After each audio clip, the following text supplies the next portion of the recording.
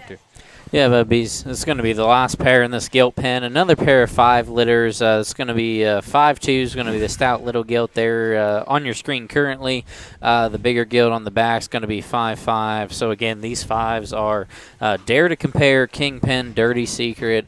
Again, Mom would have been directly purchased from the Heimer crew there. And then the grandma, I kind of talked earlier. If I say the wrong show, I apologize to the Heimer crew. Grandma raised, I believe it was the Reserve Grand at the inaugural Breeders' Cup. She raised a very good one, and it just Sal and I trusted. So, again, the small one's going to be 5-2 on the far side. Big one's going to be 5-5. We can start with 5-5 because Abby's got her right up front there.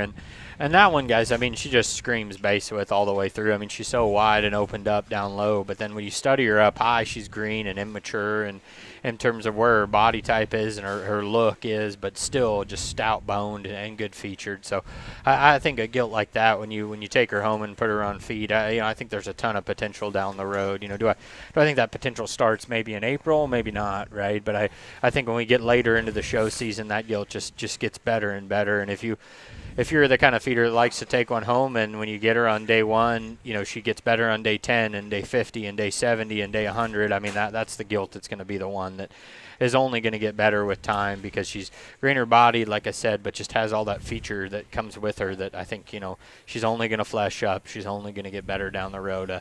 A really fun show gilt there to get on. And the little gilt, I think that one 5-2 just extremely good. That one hit me really hard when she comes in, and maybe a notch more moderate and pounds light in terms of her package. But guys, I mean, good things come in small packages, and here's the perfect example of that right here. That gilt is just so square and so good built. She's heavy muscled but correct, and stout mugged but yet elegant featured and long and extended.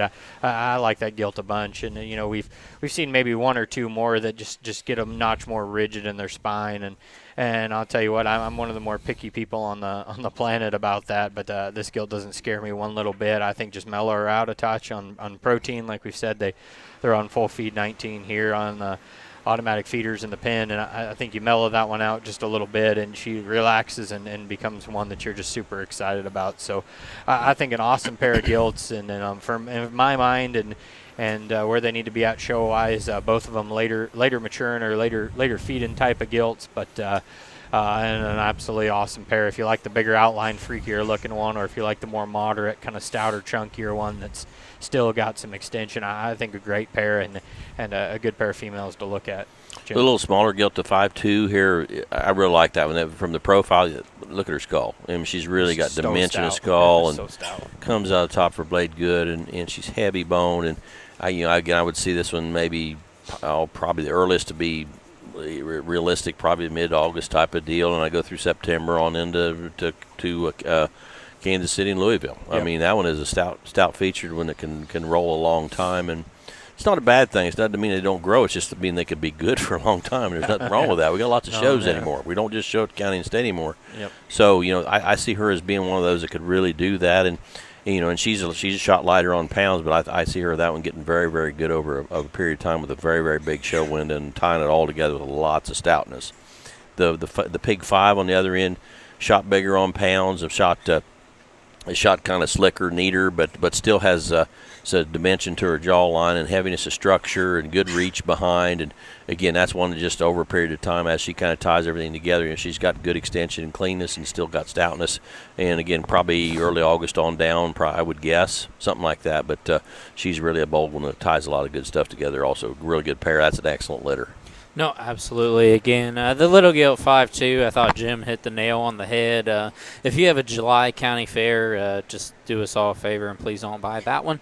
But in the same sense, I think, and that's not a negative, I think if you show really, if you have a late August, October county fair, I realize it's February, whatever it is, but I think that's what her show date and window is. And 5-5 is one, I guess personally, I haven't said a ton.